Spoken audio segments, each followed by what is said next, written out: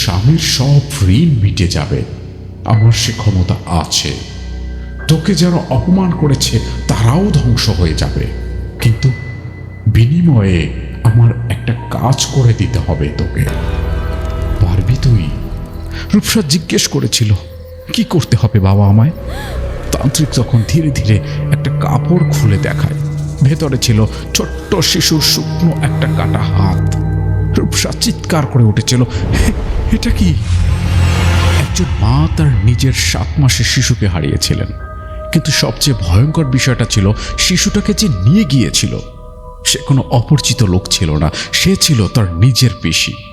ভাবুন তো, যদি কোনো তান্ত্রিক আপনাকে বলে একটা শিশুর মাথার বিনিময়ে আপনার সব সমস্যা শেষ হয়ে যাবে, আপনি কি করবেন? আপনি কি বিশ্বাস করবেন? আর যদি সেই তান্ত্রিকের ঝোলা থেকে পরে পাওয়া যায় আরো অনেক শিশুর হাড়, চুল আর অদ্ভুত কিছু তান্ত্রিক উপকরণ। আজকের ঘটনাটা শুধু একটা খুনের গল্প নয়, এটা এমন একটা ঘটনা যেখানে মানুষের লোভ, প্রতিশোধ আর অন্ধবিশ্বাস মিলে জন্ম দিয়েছিল এমন এক বিভীষিকার, যার কথা আজও হুগলির সেই গ্রামের প্রবীণ মানুষরা কাপা গলায় বলে। আর সবচেয়ে অদ্ভুত ব্যাপার হচ্ছে, ঘটনার 20 বছর পরেও নাকি মাঝরাতে সেই শ্মশান ঘাটের দিক থেকে শোনা যায় এক শিশুর কান্না। ওয়েলকাম ব্যাক ডিয়ার লিসনার্স, রহস্যবৃত্তের আজকের এপিসোডে স্বাগতম জানিয়ে সাথে আছি আমি বিপ্লব। আজকের ঘটনাটি আমাদের কাছে পাঠিয়েছেন প্রিয়রঞ্জন ভট্টাচার্য। তাকে অসংখ্য ধন্যবাদ এত ভয়ঙ্কর এবং হৃদয় বিদারক ঘটনাটি আমাদের সঙ্গে শেয়ার করার জন্য। প্রিয়রঞ্জন বাবু এর আগেও আমাদের কাছে বেশ কয়েকটি চমৎকার ঘটনা পাঠিয়েছেন। চাইলে আমাদের চ্যানেল ভিজিট করে সেই সমস্ত ঘটনাগুলো শুনে আসতে পারেন।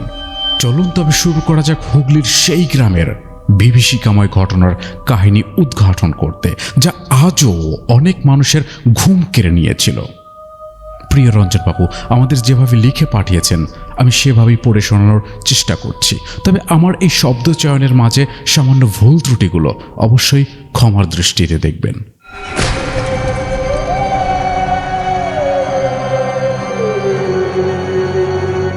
আমার মামাবাড়ি হুগলিতে। এই নৃশংস ঘটনাটা আমার ছোট মামার কাছ থেকেই শোনা। শুধুমাত্র আমার ছোট মামাই নয়, এই ঘটনার প্রত্যক্ষদর্শী গ্রামের বহু প্রবীণ মানুষ আজও জীবিত। হুগলির এক প্রত্যন্ত গ্রাম, নাম ফুলতলা। আজও সন্ধ্যার পর সেই গ্রামের পশ্চিম পাড়ার দিকে যেতে মানুষজন ভয় পায়, কারণ সেখানে এখনও নাকি মাঝরাতে শোনা যায় একটা শিশুর কান্না। এই ঘটনার প্রত্যক্ষদর্শীরা আজও বেঁচে আছে, কিন্তু ছোট মামার কথা অনুযায়ী বিশেষ কারণে সমস্ত নাম ও পরিচয় পরিবর্তন করলাম। ঘটনাটা প্রায় 20 বছর আগের। তখন গ্রামের যোগাযোগ ব্যবস্থা এখনকার মতো এতটা উন্নত ছিল না। একদিন গরমকালের দুপুরবেলা লোকটাকে প্রথম দেখা যায় এই গ্রামে। মাথায় জটা, কপালে সিঁদুরের মোটা ফোঁটা, গলায় রুদ্রাক্ষের মালা, হাতে একটা লম্বা লাঠি আর কাঁধে পুরনো ময়লার ঝোলা। লোকটা নিজেকে সাধু বললেও গ্রামের মানুষ তাকে দেখে অস্বস্তি বোধ করত, কারণ তার চোখ দুটো অস্বাভাবিক লাল, যেন বহুদিন সে ঘুমায়নি। সে বাড়ি বাড়ি ঘুরে ভিক্ষা চাইত, কিন্তু ভিক্ষার থেকেও বেশি তার চোখ ঘুরে বেড়াতো বাড়ির ভেতরের দিকে, বিশেষ করে যেখানে ছোট বাচ্চা আছে। সেই হীনতান্ত্রিকের নাম ছিল কালীনাথ। বহু বছর ধরে সে তন্ত্র সাধনা করছিল।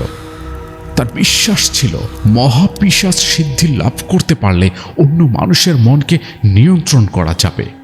আর সেই সাধনার শেষ ধাপে দরকার 7 থেকে 9 মাস বয়সী ছোট্ট শিশুর মাথা। অনেক জায়গায় খুঁজেও সে সফল হয়নি, কিন্তু হুগলির এই গ্রামে পা রাখতেই তার নজর পড়ে সুদীপ ঘোষের বাড়ির উপরে। সুদীপ ছিল সরকারি অফিসের উচ্চপদস্থ কর্মচারী, শান্ত ভদ্র মানুষ।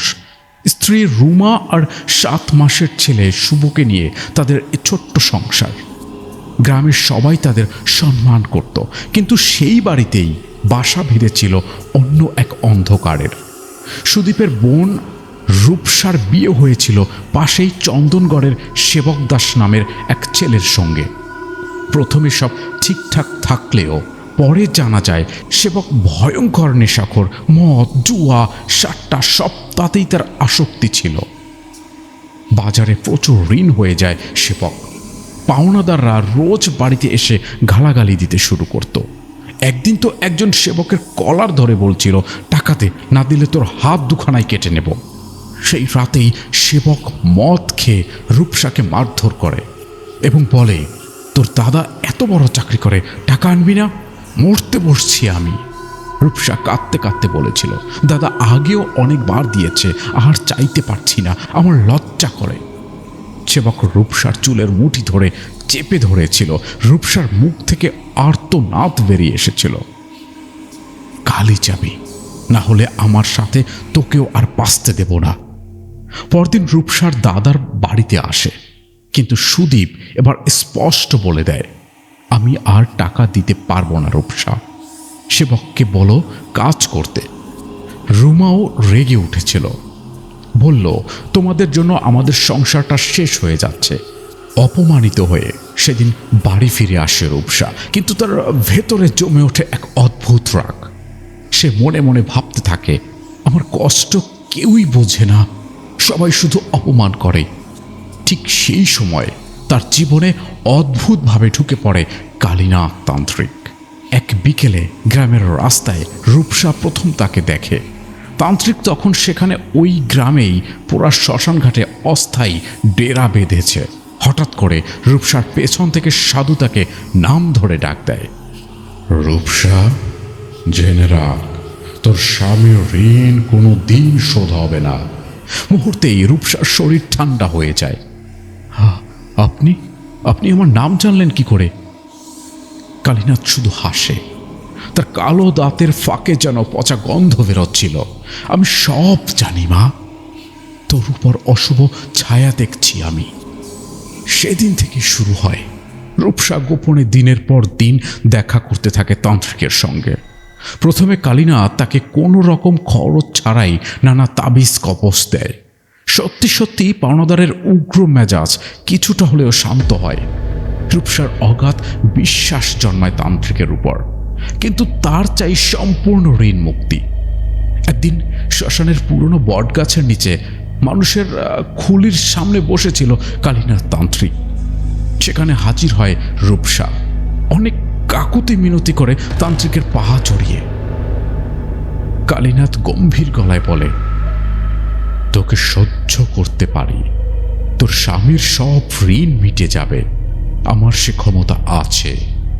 তোকে যারা অপমান করেছে তারাও ধ্বংস হয়ে যাবে, কিন্তু বিনিময়ে আমার একটা কাজ করে দিতে হবে তোকে। পারবি তুই? রূপসা জিজ্ঞেস করেছিল, কি করতে হবে বাবা আমায়? তান্ত্রিক তখন ধীরে ধীরে একটা কাপড় খুলে দেখায়। ভেতরে ছিল ছোট্ট শিশুর শুকনো একটা কাটা হাত। রূপসা চিৎকার করে উঠেছিল, এটা কি? কালীনাথের চোখ লাল হয়ে ওঠে। মহা সাধনার উপকরণ। এবার শুধু 7 থেকে 9 মাসের শিশুর একটা মাথা লাগবে, তাহলেই সিদ্ধি সম্পূর্ণ হবে, আর সেটাই তোকে এনে দিতে হবে। রূপসা যেন পাথর হয়ে যায়, না না, আমি পারবো না, আমি পারবো না। হঠাৎ কালীনাথ মাটিতে ছাই ছুঁড়ে মন্ত্র পড়তে শুরু করে। আগুনের শিখা লাফিয়ে ওঠে। রূপসার মনে হয় অন্ধকারে কেউ হাঁটছে। তারপর সে শুনতে পায় শিশুর কান্না, চারদিক থেকে কান্না, একসঙ্গে যেন অনেকগুলো শিশু কাঁদছে। রূপসা কান চেপে ধরে বসে। কালীনাথ গর্জে ওঠে, না বলবি তাহলে তোর স্বামী মরবে, তোকে কুকুরের মতো রাস্তায় ফেলে চিড়ে খাবে লোকজন। তারপর সে ফিসফিস করে বলল, আর ভাব, এক ঢিলে 2 পাখি, যাদের জন্য আজ তুই অপমানিত তাদের শেষ করা যাবে। সেই রাতে রূপসার ভেতর কিছু একটা বদলে যায়। পরের কয়েকদিন সে স্বাভাবিক থাকার চেষ্টা করে, কিন্তু রাতে ঘুমাতে পারে না। বারবার ভাইপো শুভর মুখ ভেসে উঠত। ছোট্ট শিশুটি তাকে দেখলেই হাসত, হাত বাড়িয়ে কোলে আসতে চাইতো, তবুও তার কানে বাজত সেবকের কথা, টাকা আন, না হলে শেষ করে দেব। একদিন রাতে সেবক মাতাল অবস্থায় বলে, আর 2 দিন সময় দিয়েছ ওরা, তারপর আমাকে মেরে ফেলবে। রূপসা তখন সিদ্ধান্ত নিয়ে ফেলে। রূপসা রাতেই তার দাদার বাড়ি এসেছে তার কাজ সারতে। আজ তাকে এক নিষ্ঠুর চরম সিদ্ধান্ত নিতেই হবে, অন্তত নিজেকে বাঁচাতে। পরের দিন দুপুরটা ছিল অদ্ভুত নীরব। আকাশে কালো মেঘ ঢাকা। সুদীপ অফিসে বেরিয়ে গেছে। রুমা ছেলেকে ঘুম পাড়িয়ে স্নানে যায়। রূপসা তখন ধীরে ধীরে শুভকে কোলে তুলে নেয়। শিশুটি তাকে দেখে মিষ্টি করে হেসেছিল। হয়তো ভেবেছিল পিসি তাকে খেলতে নিয়ে যাচ্ছে। রূপসার বুক কেঁপে উঠেছিল একবার, কিন্তু ঠিক তখনই আসে গেটের বাইরে থাকা কালীনাথের চাপা গলা, সময় হয়ে গেছে। রূপসা কাপা হাতে বাড়ির পেছনের বাঁশবাগানের দিকে হাঁটতে থাকে। সেখানে কালীনাথের সাথে রূপসা কোল বদল করে শিশুটাকে তুলে দেয় কালীনাথের হাতে। শুভ কাঁদতে শুরু করে। সেই কান্না আজও নাকি গ্রামের মানুষ ভুলতে পারেনি। ঠিক তখনই রুমা রান্নাঘর থেকে বেরিয়ে দেখে ঘরের খাটে ছোট বাচ্চাটা নেই। পুরো বাড়ি তোলপাড় হয়ে যায়। চিৎকার শুনে প্রতিবেশীরা ছুটে আসে। রূপসা তখন নানান অভিনয় করছিল।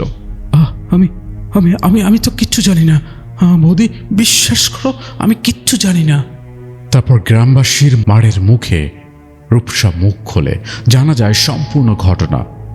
রূপসার কথা অনুযায়ী সারাদিন খোঁজাখুঁজির পর সন্ধ্যায় গ্রামের যুবকের দল ছুটে যায় সেই পোড়া শ্মশানের দিকে। হঠাৎ বাঁশবাগানের শেষে যেতেই সেই পোড়া শ্মশানের দিক থেকে ভেসে আসে শিশু তীব্র কান্না। তারপর হঠাৎ নিস্তব্ধতা। গ্রামের কয়েকজন দৌড়ে যায় সেখানে। আর তারপর যে দৃশ্য তারা সেদিন দেখেছিল তা কেউ কোনোদিন ভুলতে পারেনি। বাঁশবাগানের শেষেই গ্রামের পরিত্যক্ত শ্মশান ঘাটে বহুকাল পুরনো ভাঙা মা শ্মশান কালীর মন্দির। আর সেখানেই লাল কাপড়ের উপরে শুয়ে রাখা হয়েছে ছোট্ট শিশুটার মুন্ডহীন দেহটা।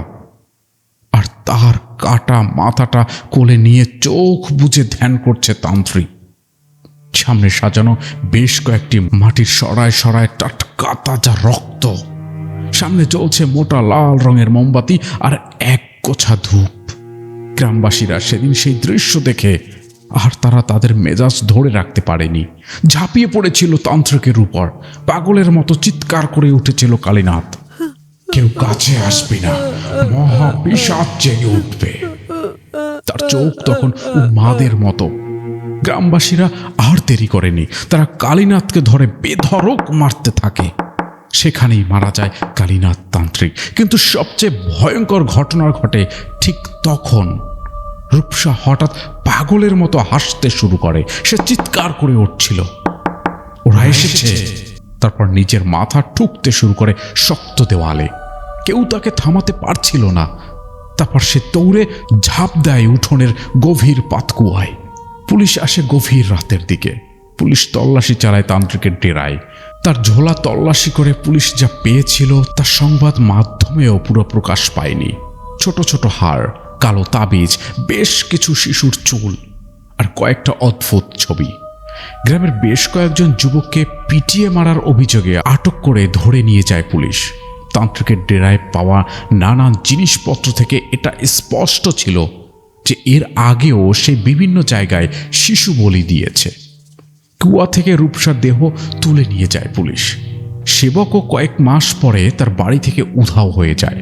কেউ কেউ বলে গ্রামের মানুষ তাকে মেরে ফেলেছিল, আবার কেউ কেউ বলে সে যেন কোথায় পালিয়ে গেছে। রুমা দুবার গর্ভবতী হয়েছিল, কিন্তু দুবারই 7 মাসে গিয়ে বাচ্চা মারা যায়।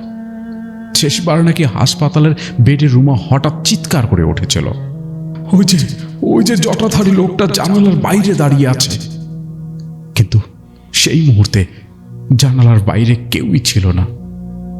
আজও হুগলির সেই গ্রামের প্রবীণরা বলেন মানুষের ভেতরের অন্ধকারই সবচেয়ে ভয়ঙ্কর। শয়তান বাইরে থেকে আসে না, জন্ম নেয় মানুষের লোভ আর প্রতিহিংসা থেকে। আপনাদের কি মনে হয়, কালীনাথ কি শুধুই একজন বিকৃত মানসিকতার অপরাধী ছিল, নাকি সত্যি সে এমন কোনো নিষিদ্ধ সাধনার দরজা খুলে ফেলেছিল যার অভিশাপ আজও সেই গ্রামের উপর রয়ে গেছে? আর যদি কোনো রাতের নির্জনতায় আপনি হঠাৎ করে দূরে কোথাও একটা শিশুর কান্না শুনতে পান, আপনি কি সেটাকে বাতাসের শব্দ ভেবেই উপেক্ষা করবেন, নাকি দৌড়ে সেখান থেকে পালিয়ে আসবেন? আপনার মতামত অবশ্যই কমেন্টে লিখে জানান। আর যদি এমন কোনো বাস্তব, রহস্যময় বা ভৌতিক ঘটনা আপনার জানা থাকে বা আপনার জীবনে ঘটে থাকেন বা শুনে থাকেন, তাহলে সেই সমস্ত ঘটনা আমাদের কাছে লিখে পাঠাতে পারেন। আমাদের কাছে লিখে পাঠানোর জন্য আপনাকে যেটা করতে হবে, আপনি চাইলে মেইল করতে পারেন। আমাদের মেইল অ্যাড্রেস rahosyobritto@gmail.com, অথবা আপনি রহস্যবৃত্তের ফেসবুক পেজ ফলো করে সেখানে ইনবক্সে লিখে পাঠাতে পারেন, কিংবা আমাদের ডেসক্রিপশনে হোয়াটসঅ্যাপ নাম্বার দেওয়া আছে, সেখানেও লাইভ কল করে, রেকর্ড করে বা লিখে পাঠাতে পারেন ঘটনা, বা শোনাতে পারেন আপনার জীবনের সেই অভিজ্ঞতার কথা। যাওয়ার আগে একটা অনুরোধ রাখতে চাই, সেটা হচ্ছে আপনি যদি এখনও আমাদের চ্যানেলটি সাবস্ক্রাইব না করে থাকেন, অনুরোধ করব সাবস্ক্রাইব করার। তবে করা বা না করাটা সম্পূর্ণ আপনার ব্যাপার। পরবর্তী ঘটনা শোনার অনুরোধ জানিয়ে আজকের এখানেই বিদায় নিচ্ছি। ধন্যবাদ।